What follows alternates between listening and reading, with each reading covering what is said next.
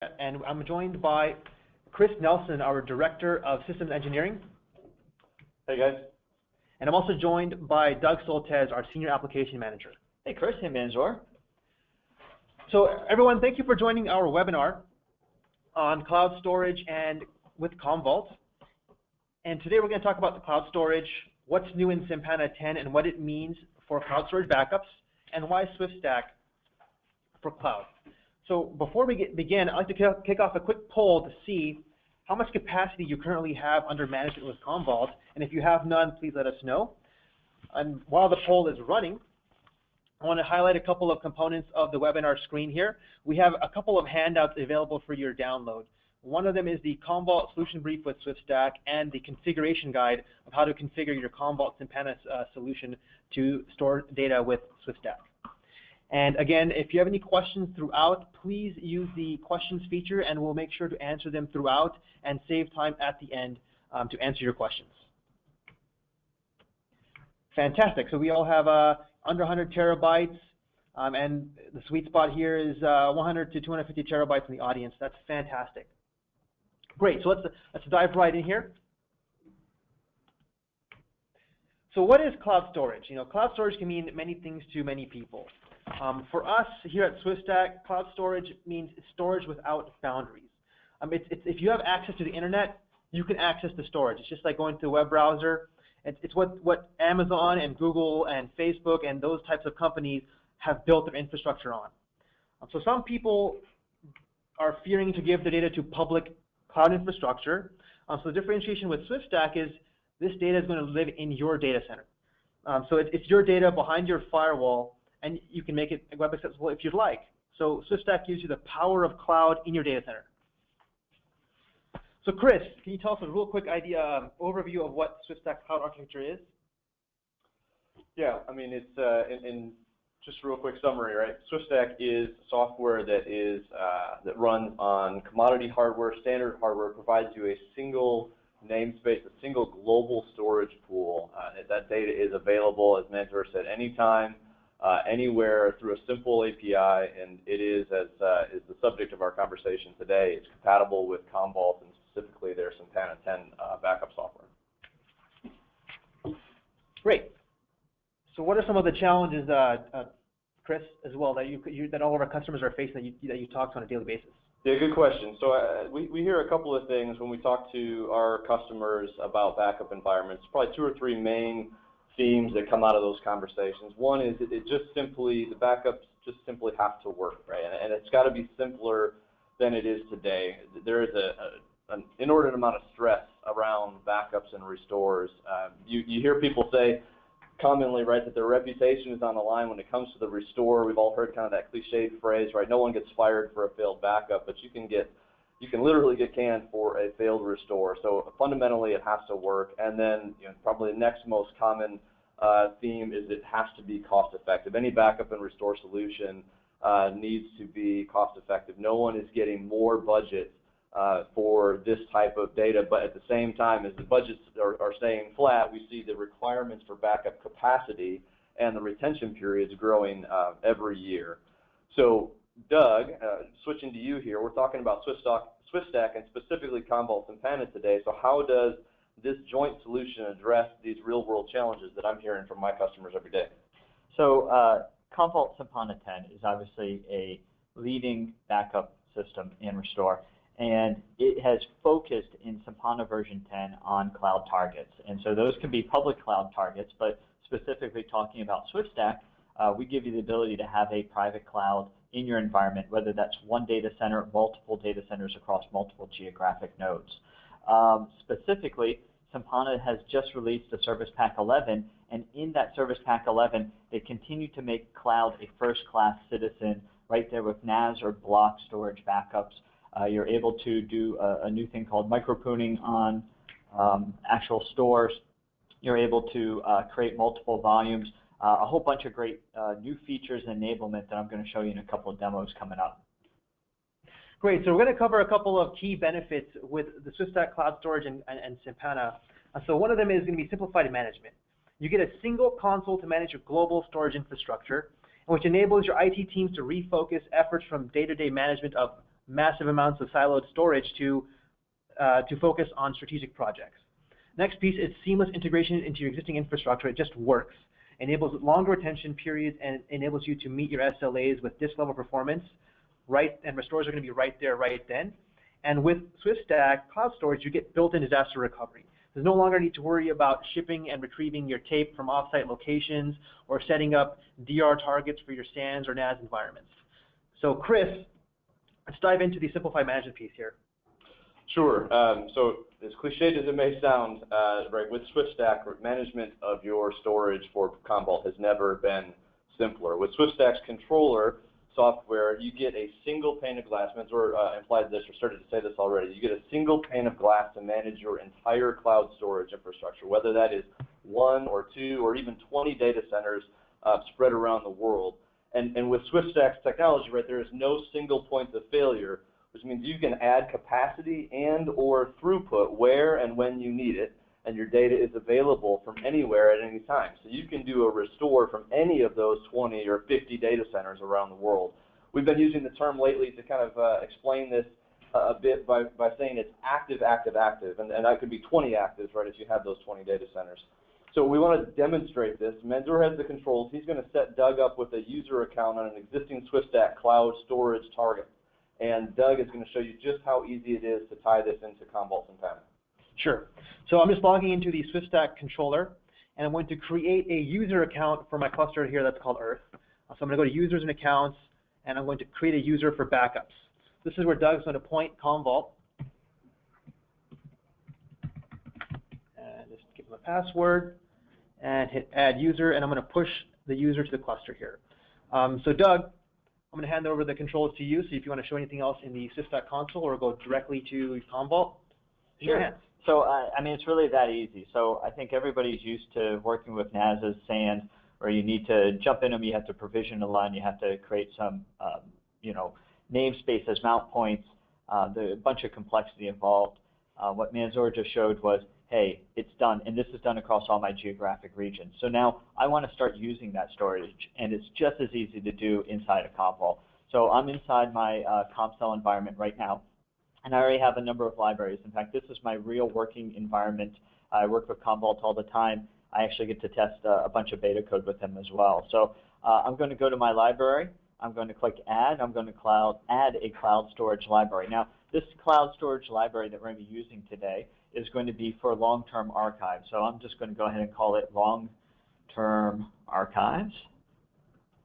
And the type of storage we're going to pick is not Amazon S3. We want to put this on our own private cloud.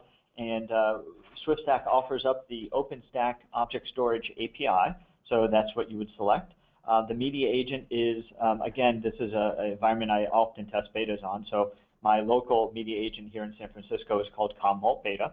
And all I need to do is put in the web address of the system, put in that username and password that you gave me. So while you're typing this in, I just want to highlight the folks might see cluster.swifstack.demo, and in the browser it says live.swifstack.demo. The cluster.swifstack.demo is actually our API authentication endpoint for that same cloud we just created an account for Doug. And this whole account that you gave me doesn't have to be used just for this one cloud storage library. In cloud storage, you have the ability to build what's called a container, and that container is what's going to store your data. In fact, with Simpana Service Pack 11, we can actually create multiple containers and round robin the data between those containers. So I'm just going to go ahead and call this one long-term 01 because I may want to build a couple of extra containers. Actually, I even see a question in the audience right now. Does Simpana support version 2 authentication? And the answer is yes as well. Good observation. I'm using version 1 authentication right now. So I hit OK. It's as simple as that. And now I have a first-class cloud storage library. If you look over here in my libraries, I also have Block, NAS, a number of other ones to go along with my cloud library. And I did mention that there's some new enablements in Simpana 10 Service Pack 11 around cloud libraries. So the first one is if I jump in this cloud library, I could add additional mount points, and I can even pick this new option, Spill and Fill, which allows me to balance the amount of data between them. And then lastly,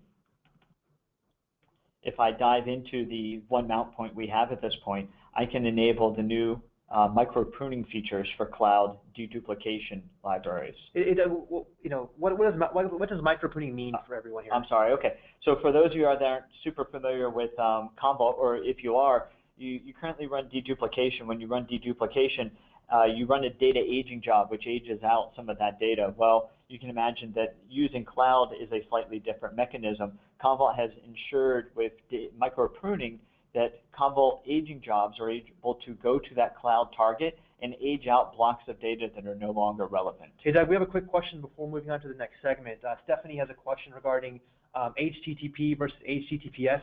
Here we have HTTP, but best practice would be HTTPS. Sure. In fact, all of my other ones are connected via HTTPS. We're just using a demo cluster you have right here, but best use case would definitely be to be using HTTPS. So very good catch as well. Great. So let's go into to Chris. So Chris, how does cloud storage fit into the existing environments here? Yeah, great question, Mansoor. So those of us that have been around the world of backup for a little while probably recognize, or you could spell out the models that are on the screen right now, right? Originally, most backups were from your production disk storage to tape as your destination, right? And over time, we had the introduction of more tiers, or different tiers of disk, right, for cost and density and performance characteristics. So many people have employed something like a disk to tape type of architecture for their backup and archive in recent years. And now with CommVault support of cloud storage libraries, right, with SwiftStack, we have the option to insert that cloud storage target really anywhere in this picture, right? So you can either replace or augment existing infrastructure. You could change that first line on the screen there to be disk to cloud. You could change the second line to be disk to cloud. You could have a disk to cloud to tape, or really any combination that you can think of. And most often with SwiftStack, you will get a better performance and dramatically simpler experience than tape at a much better cost point than traditional disk targets. A great case in point, right, just thinking through customers we've dealt with in the last quarter or two here, we have seen SwiftStack displace or replace tape libraries as well as the EMC Isilon or NetApp NAS box and similar products as those backup targets behind CommVault and Pana. And Doug, I think you're ready for a demo on the tiered storage target as well. Thanks, Chris. Before we go to the demo, I want to run a quick poll here to see what your primary backup targets are. Is it tape, existing NAS, or SAN? Are you already using public cloud? Maybe using none of these. So please let us know. And while we'll leave the poll open for just a few seconds here, and I'll hand the controls over to Doug for the demo. Great. Well, I'll let everybody click that box and get their information into the poll. So one of the most popular things is to augment your current CommVault environment with cloud storage, with local on-site cloud storage. And so to demo that, what I'm going to do is I'm going to jump down to my policies.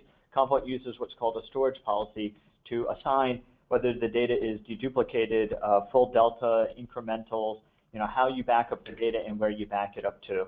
So for this first example, I can take a current NAS target that I'm running my backups against. It's deduplicated data.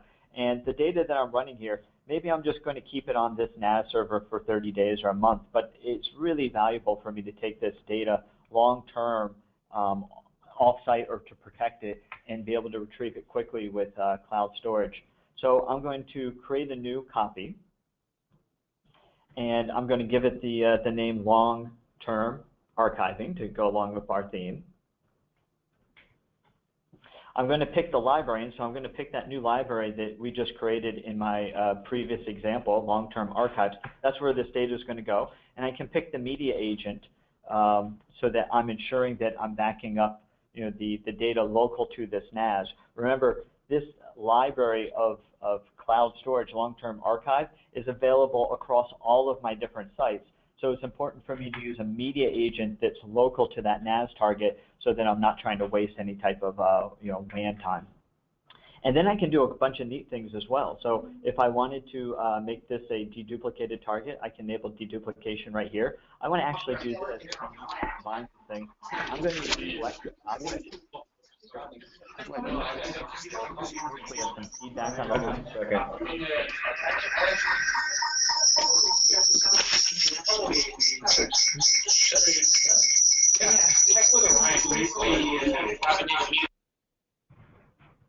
All right, I think we're back to normal.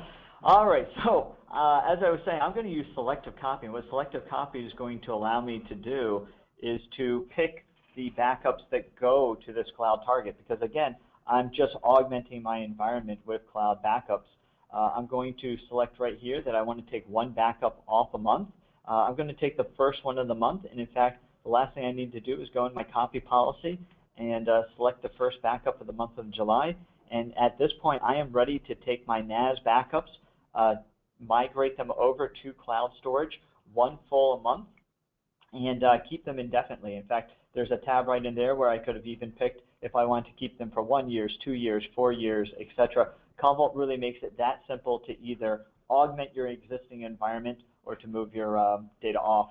I'm not going to bother to schedule it for right now, but as you can imagine, you probably want to run this on the first of the month. Yeah. Hey, Doug. So, what does CommVault with cloud storage mean for your existing tape infrastructure out there? Sure. So for people that have an existing tape infrastructure, if you love your tape infrastructure, then you can keep your tape infrastructure. In fact, as Chris was saying before, you can do your primary backup to cloud, and then you can do what I just showed, an auxiliary copy there or a selective copy to tape. You can take those tapes off-site for long-term storage.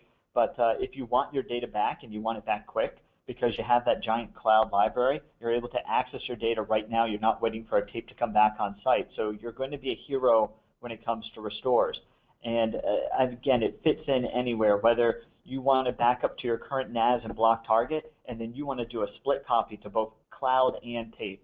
And you know what? If you hate tape, you can throw it away too.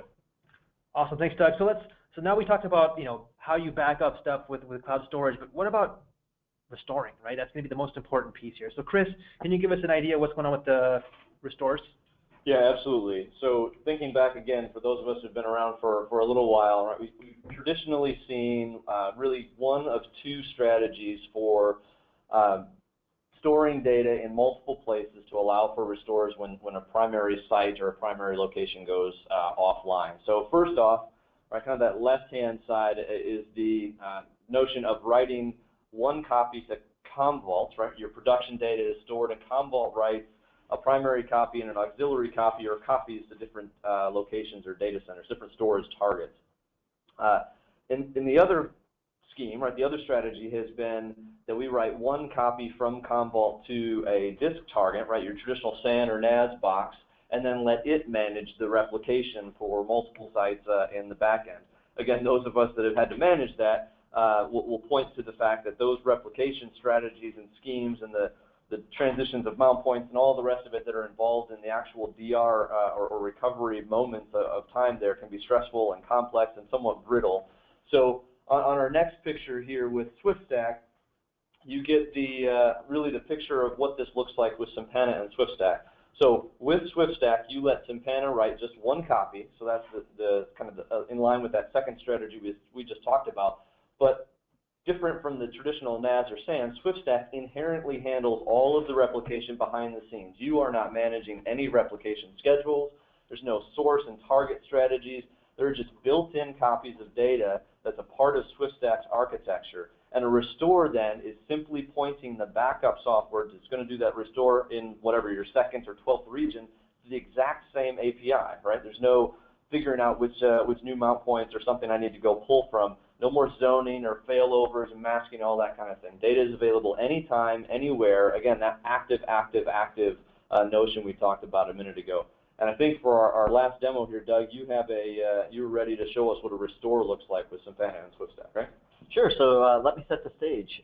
Again, I have created a cloud library, and I have multiple cloud libraries in here, and I've been backing up to all of them. Now, I have media agents in New York City as well, just like in that last diagram you made. And the easy thing is, all I need to do is create that one cloud library and start backing up. I can back up from both sides.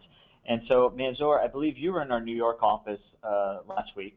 You said you were working at a desktop. You had some sort of material you were using for a presentation, and unfortunately, you came in the next morning and the hard drive had crashed there. I thought I saw a help desk ticket that you wanted me to restore some data. Yeah, I actually happened to run the backup with CommVault on my computer last week, so if you can restore, that'd be awesome. Sure. So I've got your machine right here, the New York City desktop, and you know, as you said, we are running backups in here. So I'm going to go ahead and start a restore. So this backup was made by the machine in New York City with a media agent in New York City directly to our cloud storage, that SwiftStack cloud storage. And when I go to restore it, all I really need to do is click over here under Advanced Options and pick that I want to restore it using the media agent here in San Francisco, because I don't want to pull this across the WAN. Simply, I want to use the media agent here, and it's going to go to the cloud storage here, and SwiftStack has handled all of the complexity. There's no mounting a snapshot. There's no waiting for asynchronous replication, none of the complexity you normally have with NAS and whatnot. So if I view the content of your hard drive, I think we'll be able to find it. It's going to be on the desktop. It's on your desktop, okay. So if I jump in Users, Manzor, Desktop, see there's one folder on the desktop, cat presentation. I'm assuming that that's going to be it. Yeah, we're pushing to a veterinarian clinic. Okay, I'll hit Recover Selected. What I'll do is I'm just going to restore it because that machine is dead. I'm going to restore it to my media agent right here. Let's pop it in a folder called Restores that I often use to restore for users. And it's really just as simple as that. I'm going to hit OK, and we've kicked off that job. So. Hey Doug, so can you show us what's happening behind the scenes while this restore is happening? Sure, hold on, let me just open up that folder because I'm kind of curious what these cat pictures look like. But while we're waiting for that restore to kick off, if I jump in my job controller, I can see I've got a restore going on right now. What's happening is the media agent is setting up a connection to that cloud, that HTTP, or as pointed out earlier, it could be HTTPS address.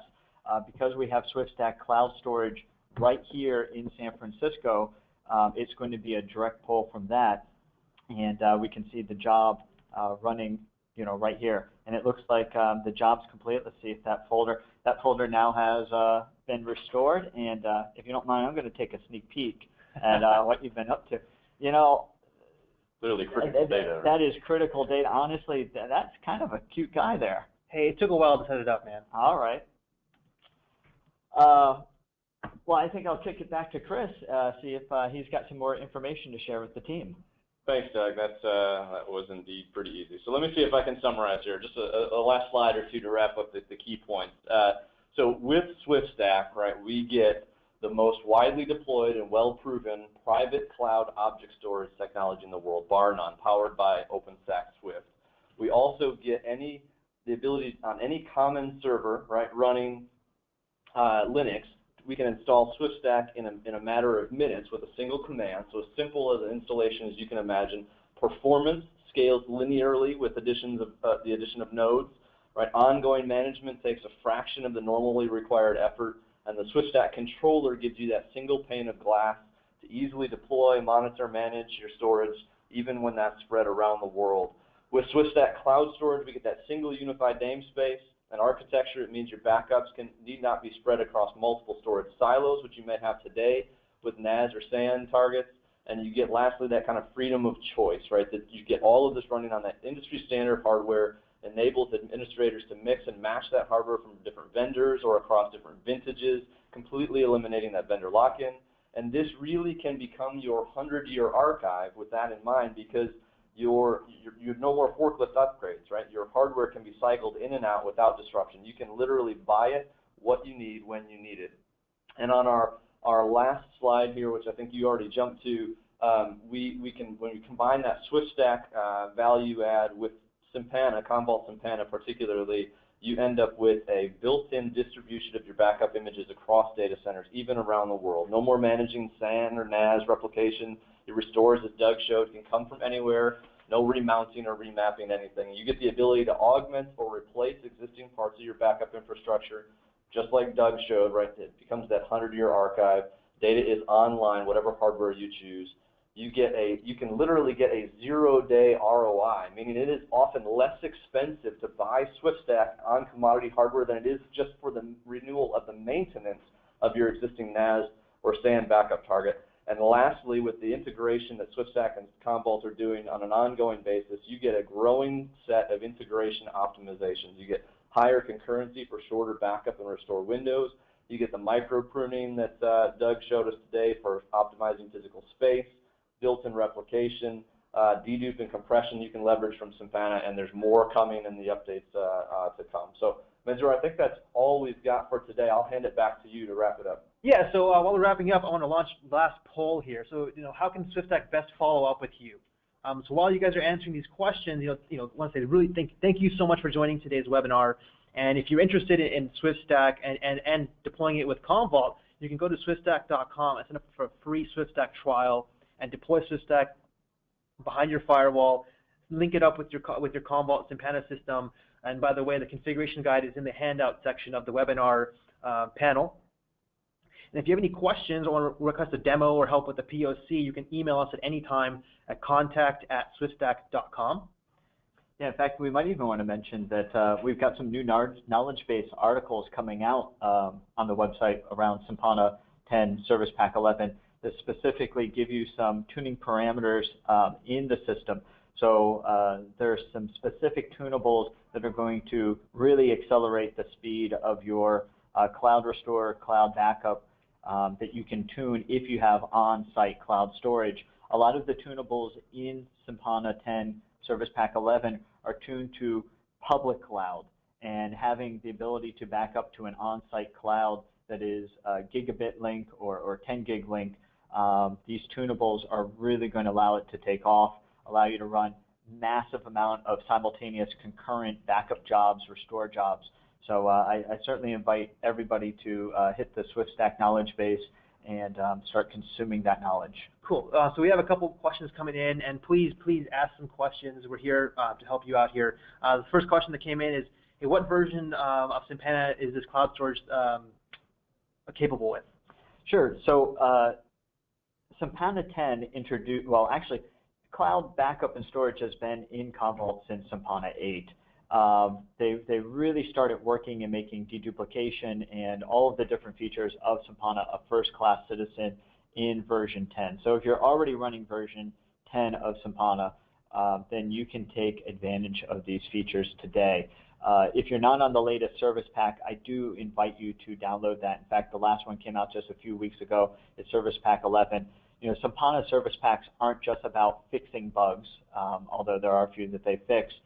But it also enables new features. So micro pruning was not in Service Pack 10. Installing the Service Pack is as simple as downloading it from the website and running it on your CommCell machine, and then allowing it to propagate that update out to everybody else. Thanks. We have another question coming in from Stephanie. Is it possible that Keystone v2 requires HTTPS? She's getting an SSL v2 error messages when trying to create the cloud storage in Simpana. So my testing has been against a SwiftStack cluster, and we do authentication a little bit differently. Now, I can show you in the environment, we can mount to a v2 authentication system.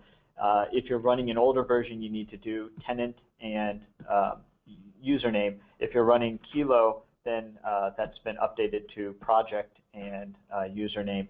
And I believe that if you hit the OpenStack website, there's a little bit more knowledge around that. But if you want, while we answer another question, I can certainly show how to connect to a cloud library using the v2 authentication. Sure, you can